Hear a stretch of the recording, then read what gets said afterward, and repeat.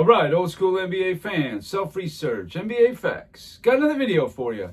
As always, thanks to anybody who watches my videos, subscribes to my channel. I really appreciate it. In this video here is one that we've heard a million times, the narrative. Nick Wright loves to tout this one. Whenever LeBron James leaves a team, that team falls apart. He will never provide you any details or context because he knows the minute he does, his whole thing falls apart. It's the stupidest thing, but I'm going to get into it here. The first time LeBron James left a franchise was after the 2009-2010 season, Cleveland Cavaliers. The top 10 players in minutes played were LeBron James, Mo Williams, Anderson Varejao, Anthony Parker, Delonte West, Shaquille O'Neal, Zydrunas Ilgauskas, Daniel Gibson, J.J. Hickson, and Anton Jamison. To me, that's not a collection of bums by any stretch. That's actually a decent team. LeBron James played 76 games. Mo Williams played 69. Anderson Varejao 76. Anthony Parker 81.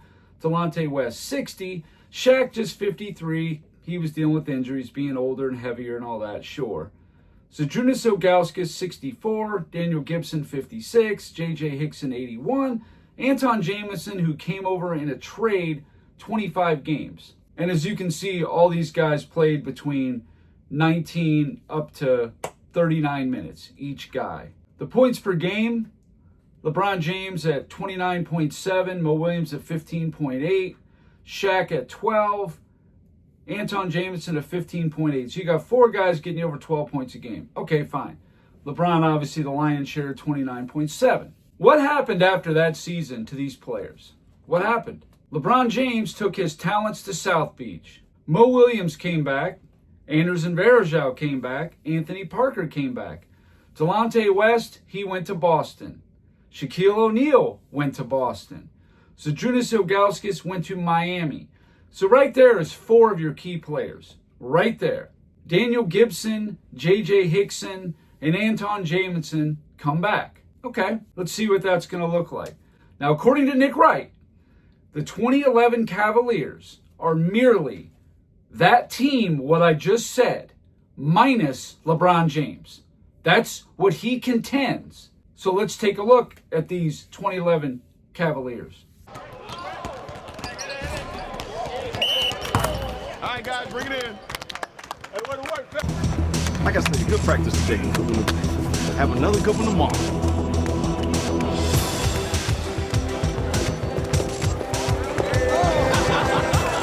What's up, man? Let's go. Anton Jamison, undoubtedly the best player on the team now.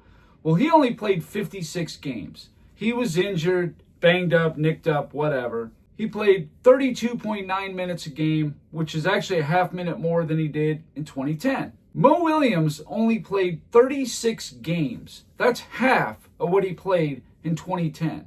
Then he got traded. He's not even on the team anymore.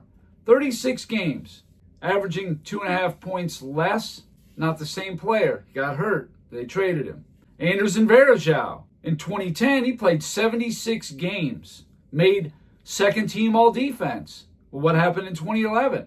Oh, he only played 31 games. He got hurt too. Anthony Parker is now a starter. J.J. Hickson is a starter.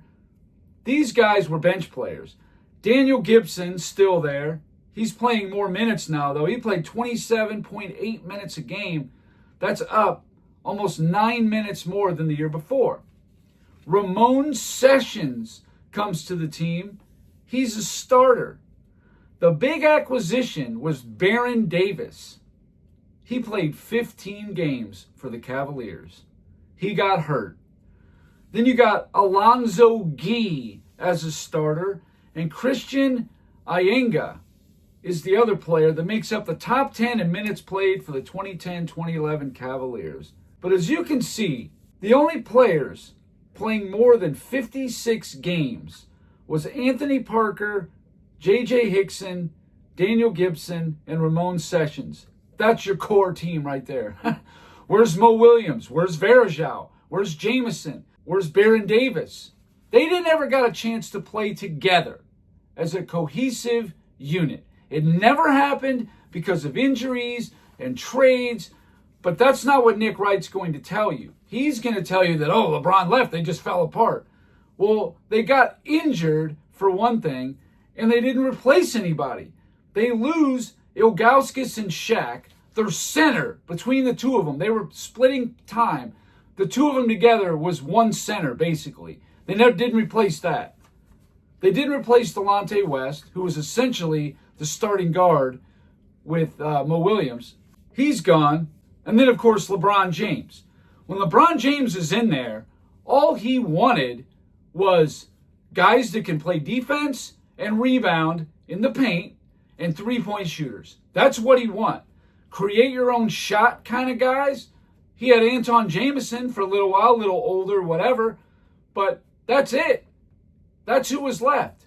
You had Anton Jamison. There's no one on this team other than him that can create their own shot. Take it to the hole. No one. So you're left with a LeBron handcrafted team without LeBron. It's ridiculous. The next example, the 2013-2014 Heat. Who did they have on their team? They had LeBron James, Chris Bosh, Dwayne Wade, Ray Allen, Shane Battier, Chris Anderson, Mario Chalmers, Norris Cole, Rashard Lewis, Michael Beasley. That was their top 10 players in minutes played. LeBron James, he goes to Cleveland. Fine, fair enough. Chris Bosh, he stayed. Dwayne Wade stayed. Ray Allen retired. Shane Battier retired. Chris Anderson, Mario Chalmers, and Norris Cole stayed. Rashard Lewis retired. And Michael Beasley returned. So you lost 4 of your top 10 players. Rashard Lewis, Shane Battier, Ray Allen, and LeBron James. That's what you lost. Okay, still got Wade and Bosh, right? Well, as you look at the 2015 Miami Heat, Chris Bosh only played 44 games. That's it. 44 games. Dwayne Wade, 62. So he missed about a quarter of the season. Chris Anderson missed a quarter of the season at 60 games. Mario Chalmers was there. Norris Cole got traded. Michael Beasley got hurt. Hassan Whiteside, Luol Deng, Goran Dragic, Shawnee Williams. These are your new players. And out of those, Bosh got injured, played about half the season. Dwayne Wade got hurt. Anderson got hurt. Mario Chalmers and Luol Deng are about the guys that only were there all year. Goran Dragic was a trade at the trade deadline. Michael Beasley got hurt after 24 games. There's no continuity again. Chris Bosh and Dwayne Wade only got to play 28 games together. That's it. That's all they got. New faces. They shipped off Norris Cole. So after they did that, half of the 10 players they had from the year before, they're no longer there. Whiteside, he got the steal. Look out below. I think Ennis's production is because of Goran Dragic's ability to run the floor. Nice pass there by Chalmers. He will reside full-time in Portland. He loves it. Oh, what a play. The Birdman exploded off a brilliant center. By Chalmers. One-hand dunk. Nice catch by Bosh. Oh, what a pass. Behind the back for the slam dunk. That's the prettiest picture. But if you look at the 2016 Miami Heat, now they've been playing a little bit more continuity. Well, they win 48 games. They make it to Game 7 of the conference semifinals. Had they won that game, they're playing Cleveland in the conference finals. Now, if Chris Bosh once again didn't get the blood clot, then I think that Miami is definitely making it to the conference finals. No doubt about it. But he didn't make it. He got the blood clot and he effectively retired after the 2016 season. Bosh played 53 games in 2016. Your starters were Dwayne Wade, Luol Deng, Joe Johnson, Goran Dragic, and Hassan Whiteside. So obviously Deng, Johnson, and Wade are older players. And Dragic and Whiteside, younger players. Dragic probably like mid to late 20s. You got all these new guys, Justice Winslow, Gerald Green, Josh Richardson, and Mario Chalmers lasted 6 games and then he got traded.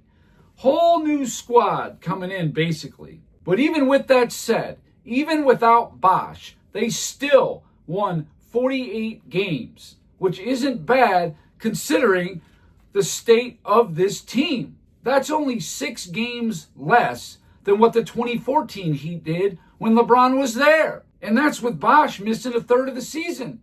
If Bosh is there all year, I bet you they win 54 games, exactly like they did in 2014. But I'm just saying, the team did not fall apart. That's just not true.